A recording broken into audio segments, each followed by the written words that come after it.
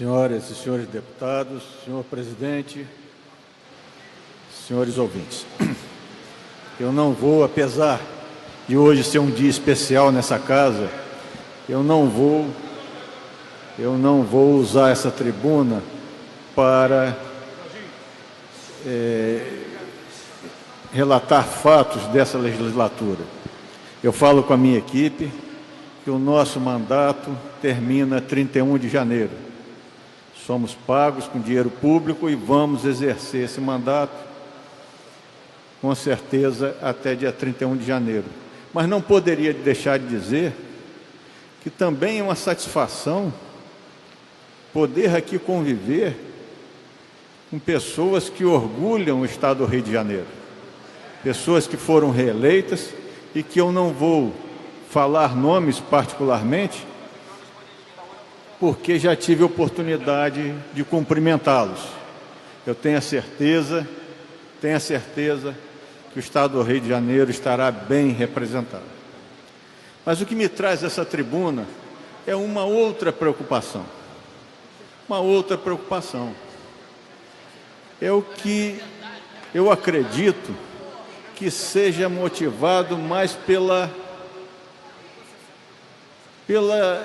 êxtase da vitória. Uma vitória ainda parcial, porque nós não temos ainda um presidente eleito. Nós temos 2 candidatos ao segundo turno. E me chama a atenção, senhoras e senhores deputados, o questionamento sobre a legitimidade do processo eleitoral no Brasil, sobre o questionamento que se faz sobre as urnas eletrônicas e o resultado que elas mostram para a população. Isso me preocupa porque pode dar, eu acredito que seja uma falsa impressão, que pode estar havendo o planejamento do 3º turno eleitoral. E o 3º turno eleitoral seria exatamente ir contra as leis democráticas que regem esse país.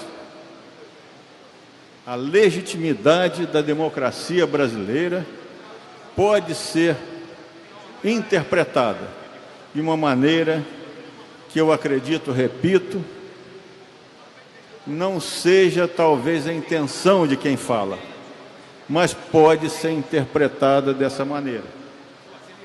Então é importante que a sociedade brasileira se una para fazer prevalecer os legítimos anseios do povo brasileiro e respeito àquele ou aqueles que foram escolhidos para conduzir o país e os estados nos próximos 4 anos. É isso que nós queremos, é isso que nós lutamos, é isso que nós acreditamos. Vejo também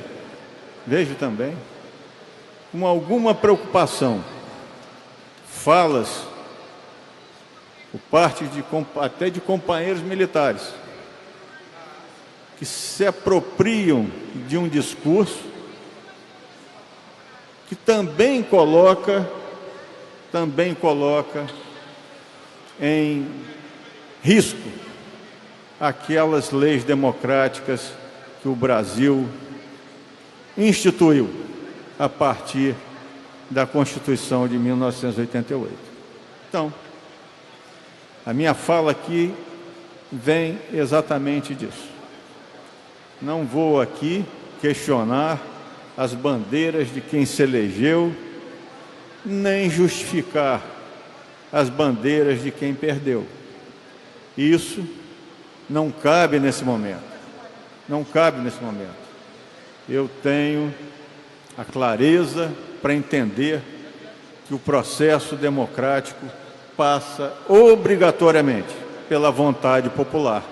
E isso deve ser irreversível. O Estado do Rio de Janeiro viverá momentos difíceis ano que vem. O Brasil viverá momentos difíceis ano que vem. Eu já aqui falei várias vezes, e a minha posição é clara, contra essa onda de pensamento privativista que cresce no país. Essa onda de pensamento que procura banalizar o uso da violência para fazer o enfrentamento da violência. Gostaria muito de ver prevalecer